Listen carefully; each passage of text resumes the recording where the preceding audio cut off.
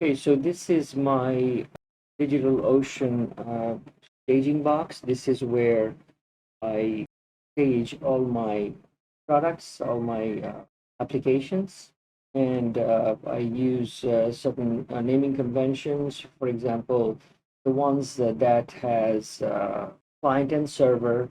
So I try to keep them certain port. Like if it is 8001, then the server part should have 4001, and I did another one with the Dali. Let's say this is 8007, so the server will also went with 8007. And also, I write my own scripts. So let's say if I need to know the status, then I hit that, and this also shows, how long they have been up. And also, I have other scripts in here under the sh directory, start script and stop scripts. I mean, they help me start and stop all the servers gracefully, in case any disaster happen or server reboots or something, so I can keep quickly get them up and running.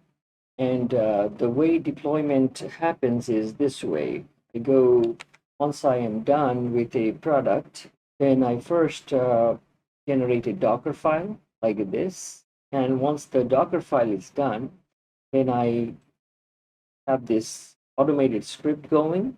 There are some variables here. I just change these names: deploy name, project name, and deploy port and inside port, because as you know, Docker starts up, in starts up application inside a virtual machine. So inside port would be that virtual machine's port, and then where I want it to display 8001 here.